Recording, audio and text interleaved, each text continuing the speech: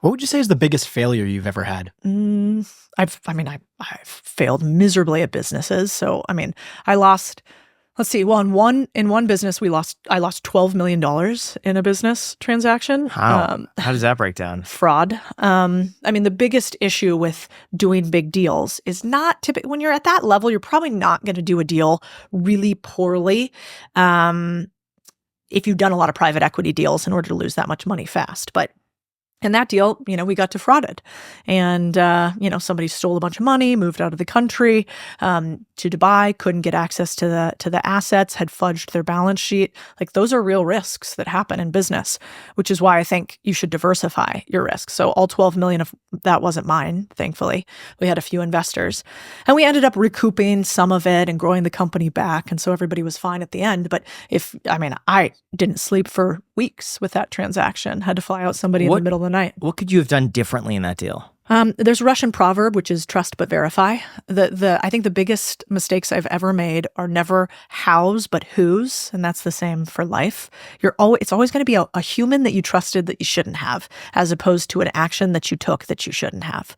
Almost always in deals. And so my dad has a great line, which is you can't do a good deal with a bad guy.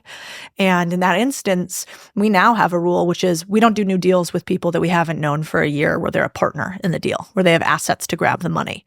And I think almost every entrepreneur I've met has had not just one, but like multiple soul-wrenching failures.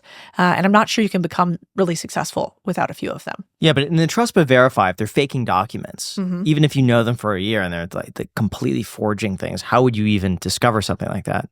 Time actually divulges a lot. Like I have a friend who was ex-CIA, and he said something fascinating to me. He's like, here's how we determine often who's lying to us or not. It's duration and touch point. So the longer you are with somebody, the more likely you are to see what the slip is. First thing in the morning, somebody comes into your office to interview. They've had their coffee, they're buttoned up, they're ready to go. Anybody could fake me out in an interview, probably in the morning. But if I stayed with them all day long, continuously, at dinner, after drinks, after a really long, grueling day, I'm going to start to see a little bit of who they are more often. There's going to be a red flag when they talk to a server. There's going to be them maybe executing something in a way that I don't think matches something they told me earlier.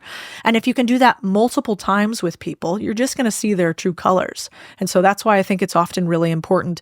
Sam Zell had a famous line. He basically has this idea. Sam Zell was a famous real estate investor, multi-billionaire. He said one of the best things he ever did to do deals was, he's like, hey, I'm rich enough. Anybody will come to me to do a deal. And I never do that. I spend thousands of hours per year on my plane flying out to people individually. Why? Because it's much harder to fake me out on your home turf. I want to actually touch and see and feel what you have going on in your scenario. And I think that's very true. If, just by being in your house today and being in the studio, I can tell a lot about you as an individual. I could see over time, small things matter to you. Aesthetic things matter to you. You know how to grow something and keep it alive for an extended period. You have a memory for numbers, $50 in growing a clam all the way to $400 if you grow it for X amount of time. A pretty high recall on the things that are interesting for you, such as like photosynthesis to a clam is how they actually grow, right? So just from, he's really into clams. I talked a lot about clams. I have 3 clams now. Yeah, clams, sushi, there's a theme there. Yeah. That's a weird parallel, actually. You would think you wouldn't eat the thing you love, but so moral of the story, get in touch with the human, and that's how you don't let them fool you very often. It's the same thing with dating. Like in the beginning, you can pretend to be anybody. But if you spend more and more time with somebody, the more tired they get, the more rundown they get, the more life hits them in the face, you're going to see who you're actually with. Yeah. So what are your tells if someone's lying to you? Yeah, well, the first tell is, my dad always said, tell the truth, it's easier to remember. And so you'll start to notice discrepancies. So for instance, with this guy, he had mentioned somebody that worked for him a few times, but he had used 2 different names. And that was because he had 2 people in that position that were both his mistresses, which was a funny story. So I remember being like, well, I thought you said it was Sally. No, I can't remember what the other name was, Mary Beth or something. And so there was one little discrepancy. And so I just kind of write those down. Some people could be bad at numbers or names. I'm really bad with dates. I can never remember, was it, 2010, 2011? I can't really remember that. So that's first. The second thing is, typically when people lie to you, they don't like you or respect you. And so passive aggressive comments are a really good indicator for are they going to mess with you in some way or the other? So haven't you guys ever been around somebody and they're like, oh yeah, you guys are YouTube, you like do something on YouTube, right? Like, oh, that's cute. Like a little podcast. Haha, just kidding. That's so cool. I love your podcast. That's amazing. Have you felt that before? Right? And you note it there for a second, but then they hit you with it's like the slap tickle. They're like, oh, just kidding. I'm just kidding. They're not kidding. Yeah. So when they show you who they are and when they do a little passive aggressive comment, note it. That typically means deep inside, they actually don't have a lot of respect for you. The third thing I've noticed when people lie to you is that they don't have a long history of relationships. So be really careful about humans who do not have long-term friendships and relationships. And I see this a lot online. I'm sure you guys do too. Like, how long have they employed people? How long have their people been with them? Do they have friends like going all the way back to high school? Are they close with like their family? Or is every single time you talk to them about somebody historically, it's that person's problem? It was their family's problem. They kind of put them to the side once they got bigger. Really good indicator of somebody who is probably going to do the same thing to you. Those are fantastic. those are really some good. things I've never considered before. That's fascinating. Like, people with long histories with other people. Yeah. Well, think about, we all know a few people who are online and they come on like a storm, right? And like you guys, we're all charismatic if we're online. So we could probably make anybody like us for a short period of time.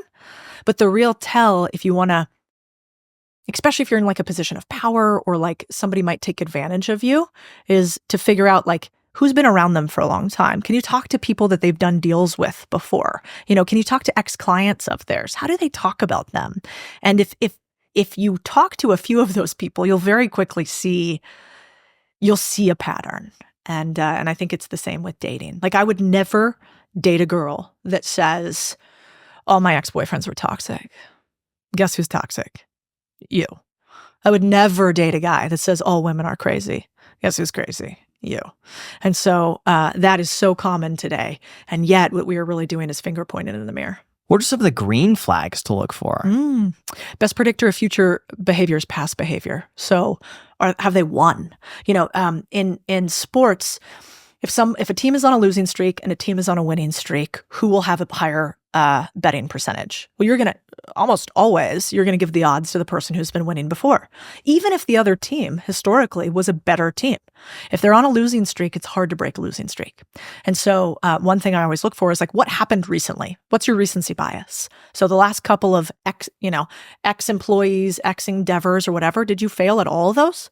And if so, that's a red flag.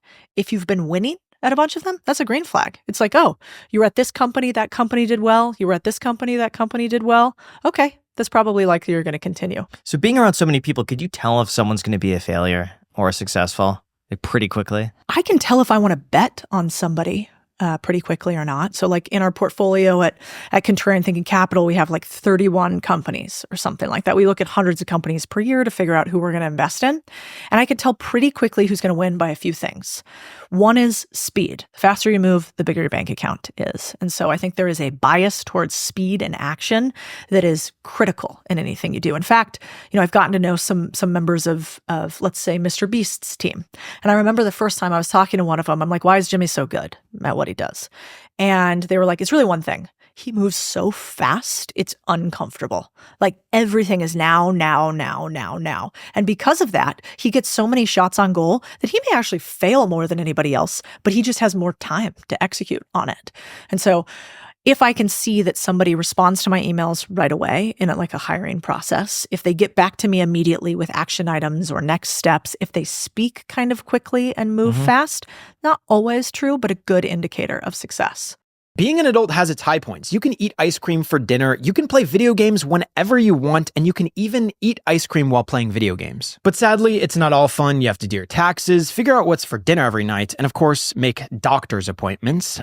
But for that one, there is our sponsor ZocDoc, the healthcare app that makes adulting that much easier. For those unaware, ZocDoc is a free app and website where you can search and compare high-quality in-network doctors, choose the one that's the right fit for your needs, and then click to instantly book an appointment. We're talking about in-network in-network appointments with more than 100,000 healthcare providers across every specialty from mental health to dental health, eye care to skincare, and so much more. You can filter for doctors who take your insurance, who are located nearby, who are a great fit for any medical need you may have, and who are highly rated by verified patients. You can also see their actual appointment openings, choose a time that works for you, and click to instantly book a visit. Plus, ZocDoc appointments happen fast, typically within just 24 to 72 hours of booking, and you can even score same-day appointments. I'd highly recommend you check out ZocDoc because it really makes the entire process simple. And in the past, I'll admit sometimes I put off things like this because I just didn't want to go through the hassle. But ZocDoc really helps to streamline everything and just makes it easy. So stop putting off those doctor's appointments and go to ZocDoc.com/iced to find and instantly book a doctor today. That's ZocDoc.com/iced, ZocDoc.com/iced with the link down below in the description. Thank you so much, ZocDoc, for sponsoring today's episode. And now let's get back to the podcast.